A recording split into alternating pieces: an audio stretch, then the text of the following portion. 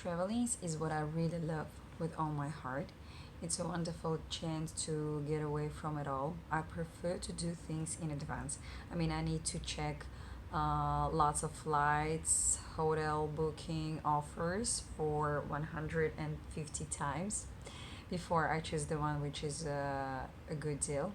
As you can understand, such things like buying tickets, booking hotel, planning my route, all these things I do in advance. Probably for someone it will sound not fun and very boring, but for me, two things about traveling are always highly important. Number one, to buy tickets and a hotel for the cheapest price and the best conditions at the same time, the best conditions that I can find.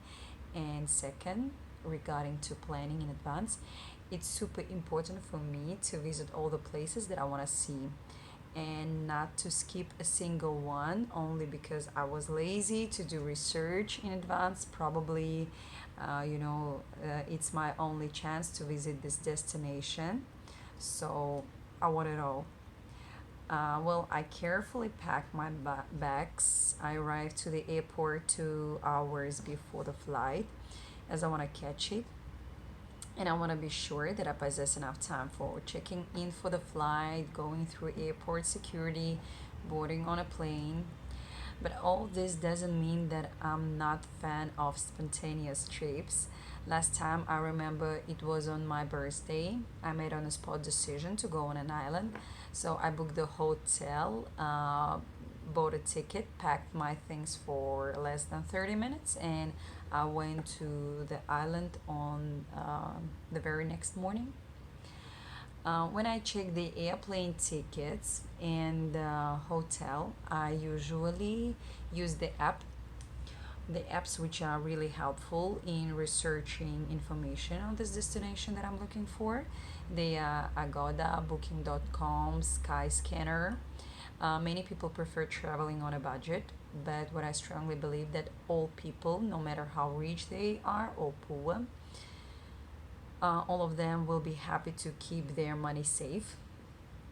So, what helps not to waste too much money on a trip is not the list what I must do, but the list what I mustn't do for sure.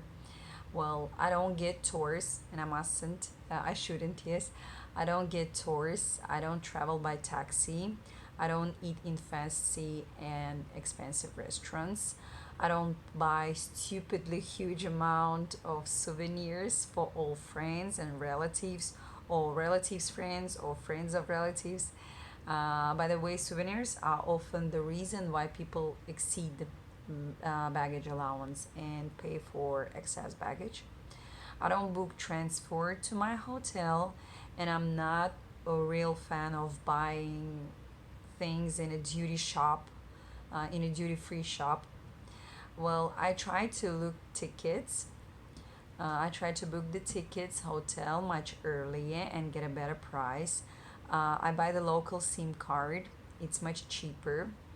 I research about exchange rate and find the best one for me before I travel. I book a cheaper room. Probably it may have no flat screen TV or exclusive pictures on the walls, but it's still clean and it's nice. And this is the only thing that I need because in the hotel, as a rule, I only go to bed. I only sleep. I don't spend the whole day there. So there are always options where how you can save money. Well, you can save money on that. It's not a big deal.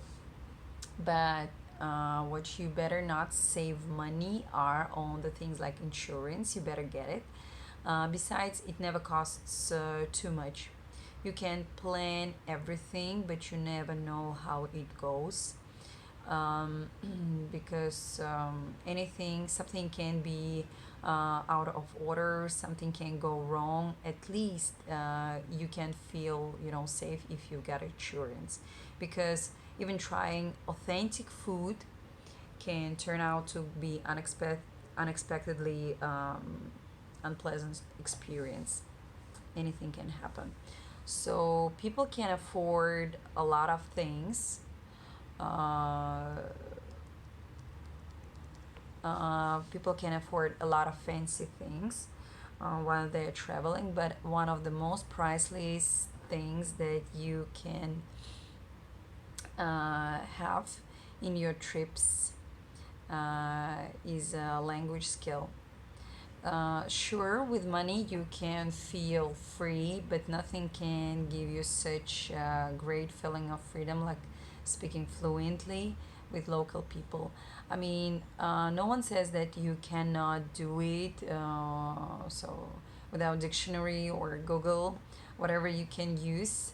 Um, but still, it takes time while you're searching in a dictionary or you're googling a word or phrase you want to say or even sentence you want to say, but it takes time. uh, it's not comfy, and it doesn't always have a proper meaning and a proper translation, I must say. But when you speak different language, you think different, you have a unique chance to um, be totally immersed into the atmosphere. You can not only see, but you can understand many events that occur around you, and the whole picture of the trip is now full with the meaning.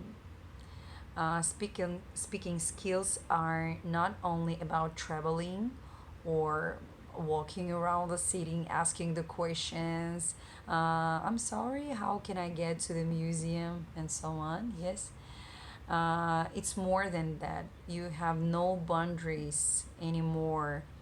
You can talk to people from all over the world, for example, when you speak English. Yes, very many people from all over the world speak English, and it's considered to be international language. No matter what people say, I strongly believe it is. You can talk to people all over the world, and you will never, ever, ever can buy this feeling. It's a real freedom, and I believe that you will have a chance to feel it and experience this freedom, only if you don't stop learning English. So that's what I think.